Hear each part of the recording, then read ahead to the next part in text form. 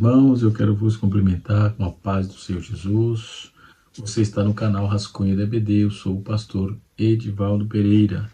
Estaremos nesse instante, doravante, comentando a lição de número 6 da classe dos jovens. Estaremos estudando no próximo domingo, precisamente no dia 11 de agosto, onde se comemora também o Dia dos Pais, segundo domingo de agosto. Eu quero parabenizar a todos os pais, desse ordeiro e progressivo país e todos aqueles que estão ouvindo e está no alcance dessa voz, aos irmãos ali da Inglaterra, aos irmãos da região dos Açores, em Portugal, aos irmãos de Lisboa, vários irmãos do continente africano, de Cabo Verde também. Deus abençoe a todos vocês, que a boa mão de Deus continue sobre a vida de cada um de vocês, no nome de Jesus. Se você está passando aqui pela primeira vez e ainda não é inscrito nesse canal, se inscreva, deixe seu like, deixe seu joinha, para que nos ajude a levar a palavra de Deus até um pouco mais adiante, Que o YouTube reconheça e envie para mais pessoas. Deus abençoe a sua vida, no nome de Jesus. Nessa lição, nós estamos estudando o tema geral da nossa lição, Na Cova dos Leões, exemplo de fé e coragem de Daniel para o testemunho cristão em nossos dias. E na lição de número 6, uma lição muito interessante, onde ela vai tratar de duas situações, tanto a fornalha de fogo ardente, como também a estátua de Nabucodonosor, O comentarista, ele coloca assim, os objetivos: narrar o episódio que um rei mandou construir uma estátua de ouro, com a coragem dos amigos de Daniel. Inspire-se com a coragem dos amigos de Daniel, compreenda o conceito de idolatria e aplicação atualmente. Isso está tendo agora a idolatria com homens, com pessoas, e assim sucessivamente. O texto proposto aqui está no capítulo de número 3, no seu verso de número 1 até o verso de número 6. Daniel, capítulo 3, versículo 1 até o versículo 6. Nós vamos observar o texto, começando. Nós estaremos estudando a lição de número 6, que tem como título Coragem para enfrentar a fornalha ardente. O texto principal diz assim: eis que nosso Deus, a quem nós servimos, é que pode nos livrar, e nos livrará da fornalha de fogo ardente e da tua mão, ó rei. Daniel, capítulo 17, capítulo 3, versículo 17, ou melhor, Então, nós vamos para a nossa lição. Nós temos aí 3 tópicos. O tópico de número 1 é: o rei totalitário manda construir uma estátua de ouro. Eu não sei se eu tenho aqui, acho que Apocalipse, versículo por versículo. Eu não tenho uma recomendação interessante aqui do livro do pastor, já de saudosa memória, Severino Pedro, Severino Pedro, Daniel, versículo por versículo. Eu não tenho esse material, eu emprestei essa obra e não sei a quem. Acho que foi para o irmão Ismael, o irmão lá no Rio de Janeiro, há muito tempo atrás.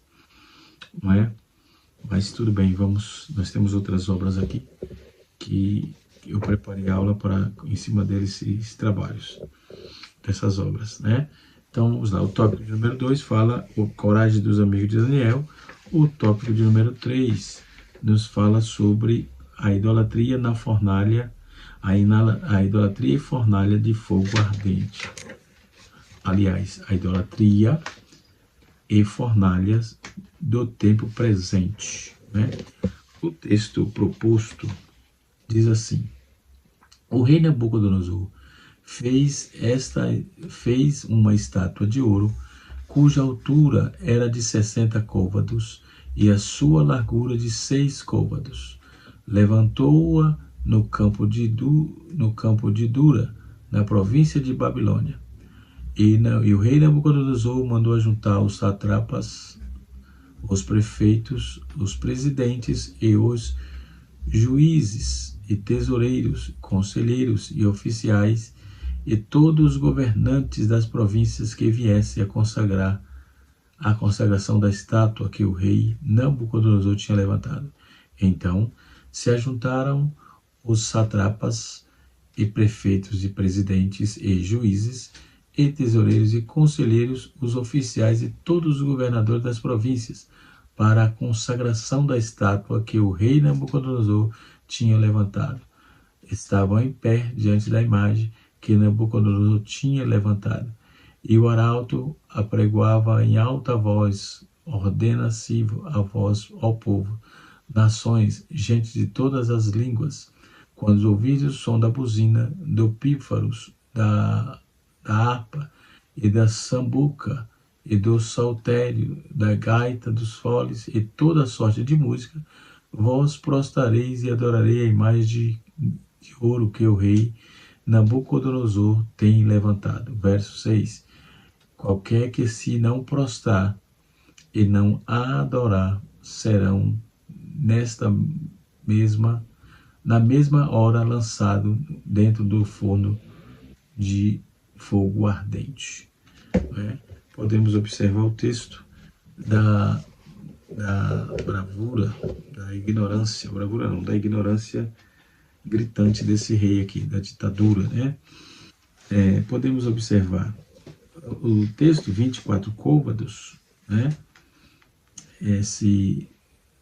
A metragem aqui é a estátua de 60 côvados, que equivale a 27 metros de altura e 2,70 metros de largura, segundo a NVI. Então, a razão de 10 para um entre a altura e a largura sugere que a imagem estava colocada em um pedestal, né? Para as proporções da figura que ficassem mais próximas da proporção normal descrita em Daniel capítulo 3, versículo 1, né?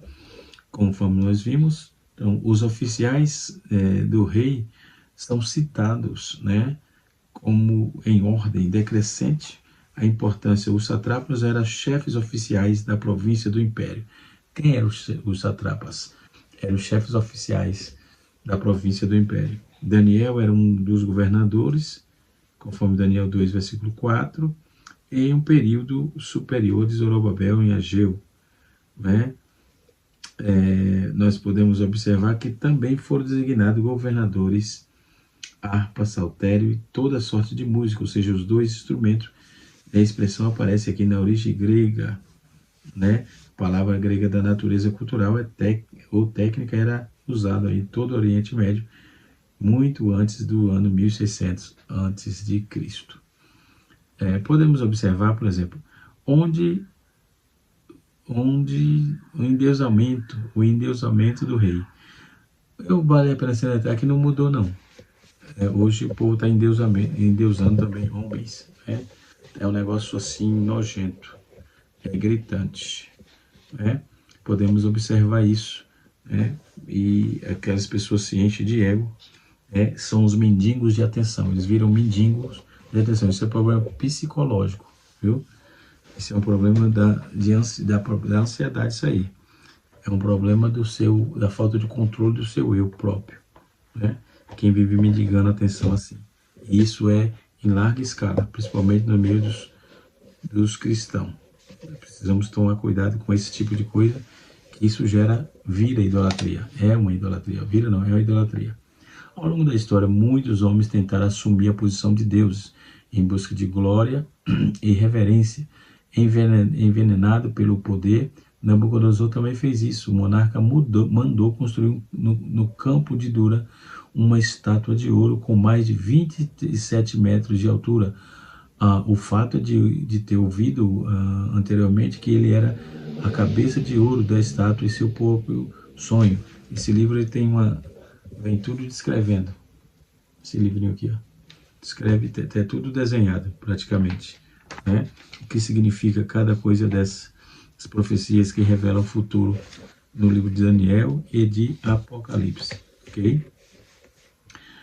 No tópico, subtópico 2, tópico 1, subtópico 2, em busca de adoração. O rei extravagante mandou convocar todas as autoridades, né, do seu reino. Daniel naqueles dias era governador, conforme o texto está exposto, né? E podemos observar que quando o texto no capítulo 6, capítulo 3, versículo de 1 a 6, nos aponta para um fator interessante e podemos observar de forma muito clara como Deus trabalhou na vida de Daniel naqueles dias.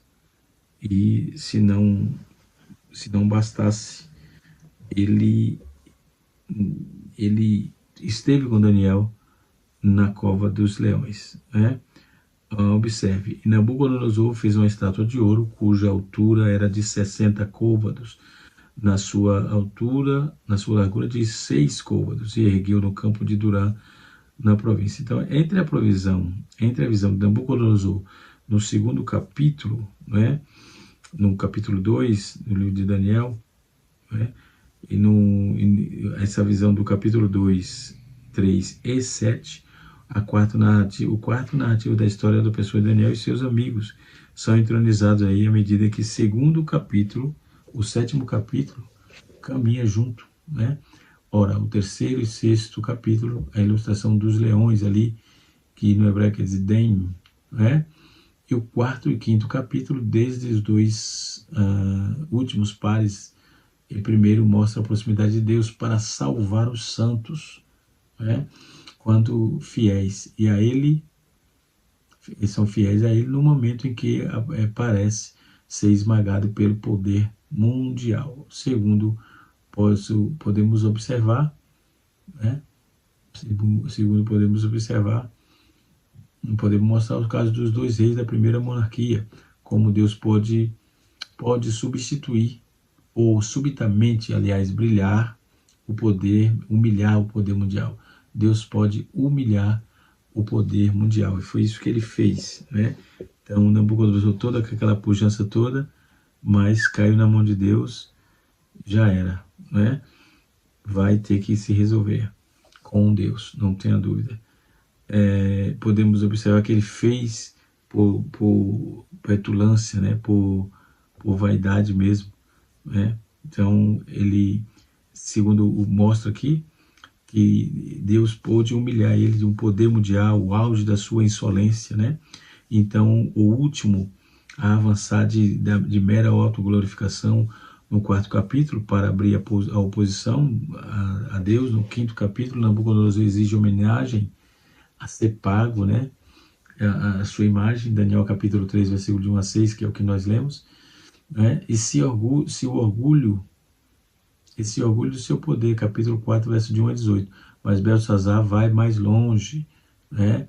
Blasfemando contra Deus, poluindo seus vasos sagrados, e há uma progressão similar na conduta do povo de Deus. Sadraque, Mesaque e Abednego recusaram a homenagem, essas homenagens aí positivas, a imagem do poder mundial, no capítulo 3, versículo 12. Daniel não ceder, aliás, nem mesmo em homenagem negativa, omitindo por algum tempo a adoração a Deus. Ele, em momento algum, omitiu a adoração a Deus e também não se prostrou diante daquela estátua. O poder de Deus se manifestou para os santos contra o mundo em histórias individuais. No 3º e no 6º capítulo, nós vamos ver, é exibido no segundo e no 7º, os capítulos em quadros proféticos mundiais. Então, o primeiro aumento, o efeito dos últimos milagres realizados a favor de Daniel e de seus amigos, né? Então, Deus ainda é Deus de milagres em qualquer situação, né? Foram uma manifestação da glória de Deus, da pessoa de Daniel, como representante da teocracia diante do rei de Babilônia, que se considerava onipotente, numa época em que Deus não podia manifestá-lo em seu poder com um corpo, eles também tendiam a assegurar, por seu caráter impressionante, o respeito pelo povo da aliança por parte dos poderes pagãos, que aumentava, eles estavam aumentando esse desrespeito consideravelmente, que emanava do decreto de Ciro, não apenas restaurando os judeus e atribuindo honra ao Senhor. Ciro entrou em ação aqui, tinha deixado escrito, entrado em ação. A estátua é uma confissão de Deus de Nabucodonosor, que não impediu de ser adorado de ídolos. Ou seja, além disso, os antigos idólatras pensavam que cada nação tinha os seus próprios deuses. Além desses deuses estrangeiros, podia ser adorado. A religião judaica foi a única e exclusiva que reivindicou todas as homenagens a Javé, ao Deus dos céus, como o único Deus verdadeiro. Os homens têm em tempos de dificuldades, confissão a Deus, se lhe for permitido conservar os seus ídolos, os seus ídolos favoritos do coração. A imagem era de Bel, por exemplo, o Deus tutelar da Babilônia. Então, isso aqui gera uma problemática muito grande de idolatria, como sugerido pelo sonho, em Daniel capítulo 2, versículo 38. Tu és a cabeça de ouro. O intervalo entre o sonho e o vento, aqui foi cerca de 19 anos esse intervalo. Isso é importante notar. Foram esse intervalo entre a cabeça de ouro, o intervalo entre o sonho e o evento que iria acontecer, foram 19 anos. Nabucodonosor tinha acabado de terminar as guerras judaicas e siríacas que ele promoveu, cujos os despojos forneciam meios de criar uma estátua tão colossal. O tamanho colossal desse torna provável que o quadro fosse de madeira, coberto de ouro, e a altura, 60 côvados, está tão fora da proporção da largura, excedendo-se 10 vezes, que parece melhor supor a espessura da mama a parte posterior, por exemplo. Nós vamos ver que o rei Nabucodonosor, conforme o texto aqui da nossa lição, nos diz assim: o rei em busca de adoração, a cerimônia de consagração da imagem levantada, mais que um simples convite, era uma ordem. Deus, dessa forma, ele queria impor a religião. Todos além da presença, todos deveriam se prostrar em adoração diante das suntuosas imagens, assim que os instrumentos fossem tocados. Então, a estátua, por exemplo, podemos observar todos aqueles que tocassem. Então, todos a adoração, prostrar diante daquela imagem suntuosa, A estátua sobrepujava um objetivo, arquitetônico, para mostrar um poder, era um ídolo que deveria ser reverenciado por todos os súditos, tanto que a palavra adorar, sagash, no caso, é mencionada diversas vezes. A punição para os descumprimentos seria a morte dentro da fornalha. Então, a solenidade é extravagante e pomposa. Existe os instrumentos musicais, exigir que instrumentos musicais fossem tocados, incluindo a sua autoridade, que deveria ser prostrar e adorar a imagem levantada pelo rei. Nós temos aqui também a ausência de Daniel. Daniel não é mencionado nesse episódio, onde estava o que fazia na ocasião, ninguém sabe, não é revelado. Mesmo aqui extraímos algumas lições. O fato dele não estar diferentemente envolvido nesse relato, apesar de ser o personagem humano e principal do livro, indica que a coragem e a fé não eram exclusivas nele. Mostra que a fé e a fidelidade ao Senhor eram qualidades compartilhadas igualmente pelos outros jovens, né, judeus. Além disso, o fato de Daniel,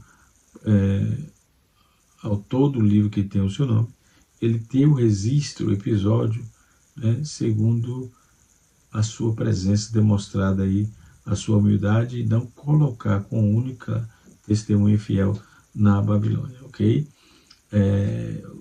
Nós podemos observar que o tópico de número 2, de número 2, a coragem dos amigos de Daniel. A denúncia é o perfil dos acusadores, dos acusados, aliás, dos acusadores, sim, diante do decreto de alguns caldeus, né? Alguns caldeus se dirigem ao rei e denunciam o trio de judeus hebreu, né?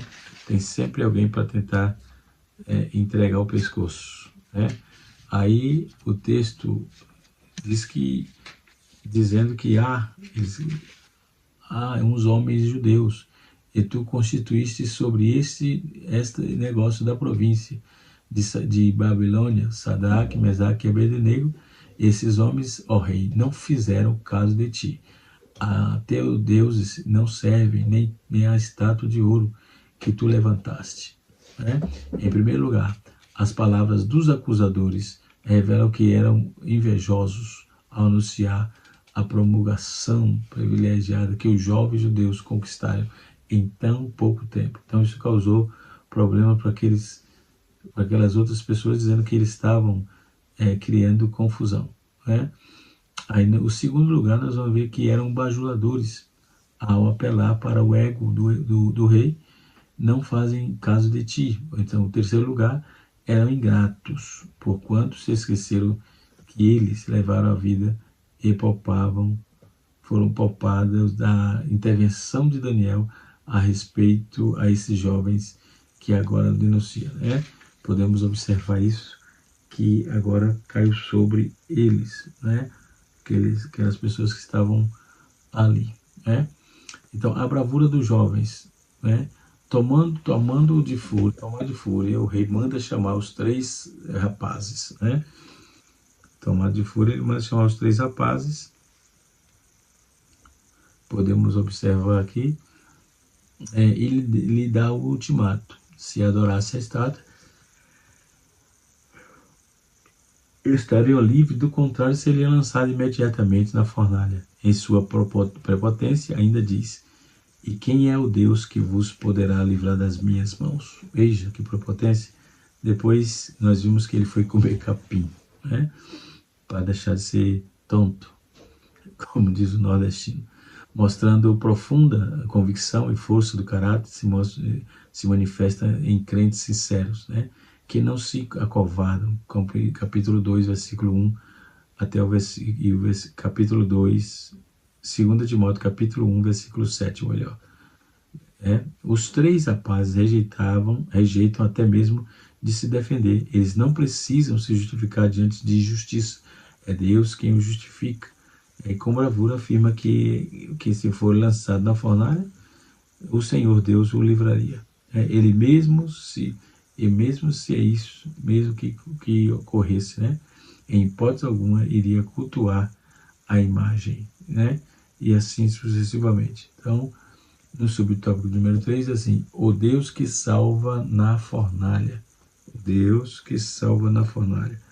Podemos ver que o Senhor, eles foram para a fornalha, mas o Senhor poupou a vida deles lá. Isso em Nabucodonosor mandou aquecer a fornalha 7 vezes mais e determinou que os moços fossem amarrados e jogados dentro dela.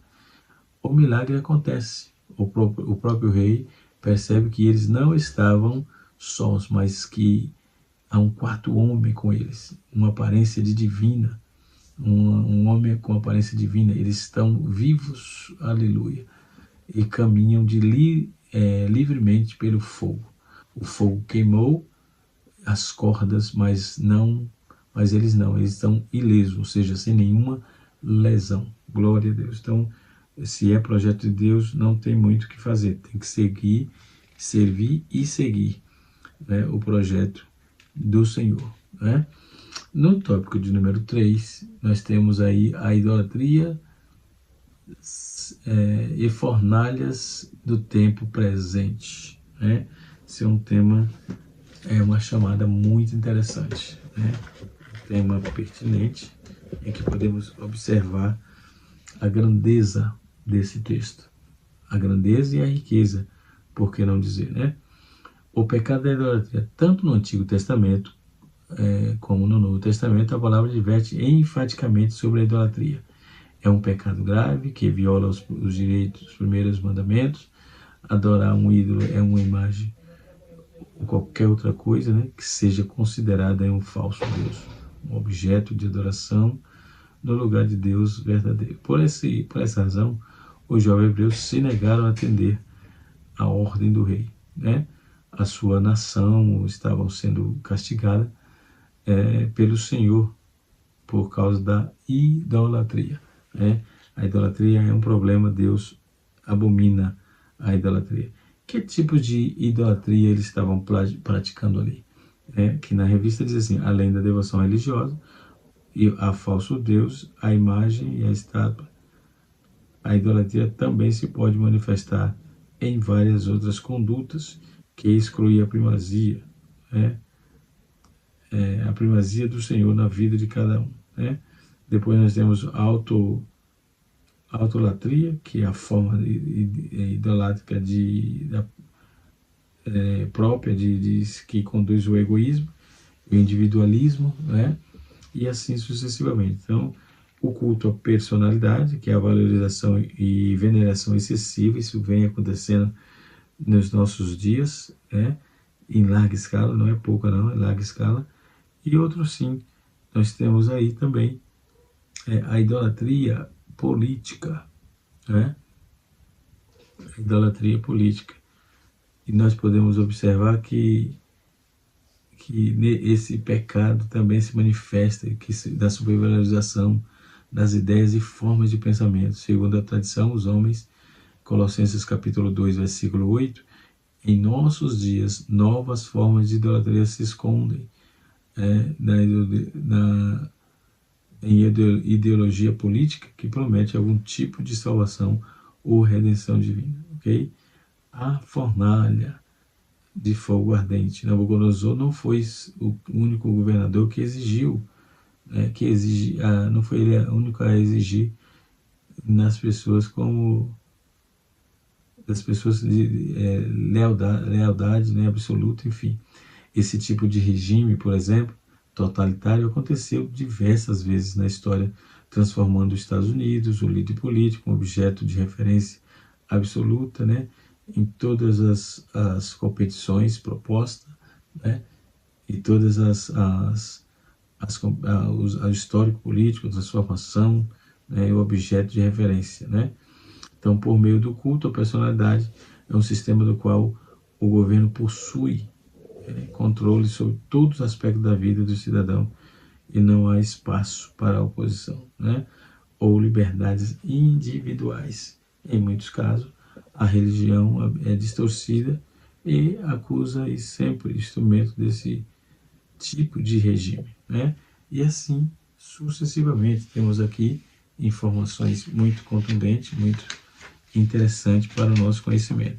O versículo 2 da leitura proposta diz assim: E o rei Nabucodonosor mandou ajuntar os satrapas, os prefeitos e governadores, os juízes, tesoureiros, conselheiros, os oficiais e a toda a liderança, todos os líderes da província, para que viesse a consagração da estátua que o rei Nabucodonosor havia sugerido.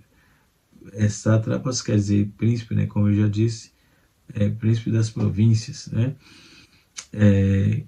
Capitães, governadores, que está no texto aí, governadores não exclusivamente militares, xerifes, né, que também está no texto, né, seria o homem que foi apreendido na lei com multi-árabe, né, multi-árabe. Então, xerifes são homens apreendidos na lei, né. Então se reuniram os sátrapas, prefeitos, governadores, né, e juízes, tesoureiros, conselheiros, né, se reuniram os satrapas, prefeitos, os juízes, conselheiros e oficiais, né?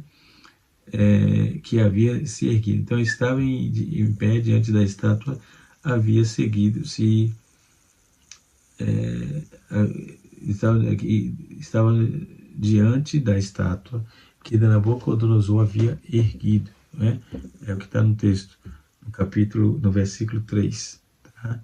Versículo 3, no versículo 4 diz assim, o arauto proclamava em alta voz, manda-vos a vós, povos e nações e língua. A estátua de pé, estar de pé diante da estátua é uma atitude de devoção. Tudo que o rei aprovou, todos eles aprovam. Não há instabilidade no princípio dos ímpios, né? Nós podemos observar que no quadro assim, os argumentos do perseguidor são breves, virá ou queima, né? No verso 5, nós temos aqui a questão do som da trombeta, dos instrumentos de música, né? Citar, harpa, saltério e etc. e tal. Aí o texto continua nos apontando aqui para essa questão. O comentarista na estante, aqui ele faz um apontamento de um livro, Entre a Fé e a Política. Eu tenho esse livro aqui, né? Eu tenho esse material aqui, um material bom, né? E assim sucessivamente. Então, as novas fornalhas, né? As novas fornalhas. Nabucodonosor não foi o único governante a exigir das pessoas lealdade absoluta. Esse tipo de regime totalitário aconteceu diversas vezes na história, transformando os Estados Unidos, o líder político, em objeto de referência absoluta, e por meio do culto à personalidade, é um sistema no qual o governo possui controle sobre todos os aspectos da vida dos cidadãos, né? Ou cidadãos, no caso aqui. Então, o governo possui um controle sobre tudo isso, e não há espaço para oposição política. Isso é naqueles períodos lá, né? Então, tudo é aquela ditadura, né, sangrenta que atrapalhava a vida dos escravocratas, né? Que Deus em Cristo nos abençoe, que o Espírito de Deus continue falando conosco de uma forma toda especial. O canal Rascunho DVD ensinando para transformar vidas, mais uma vez desejando feliz Dia dos Pais para todos os pais, né? Que Deus os abençoe no nome de Jesus, tá certo? Vamos para a próxima aula, que será ministrada no dia 18, ok? Dia 18 será ministrada a aula de número 7, ok? Isso, 18 de agosto. Deus abençoe a sua vida, no nome de Jesus.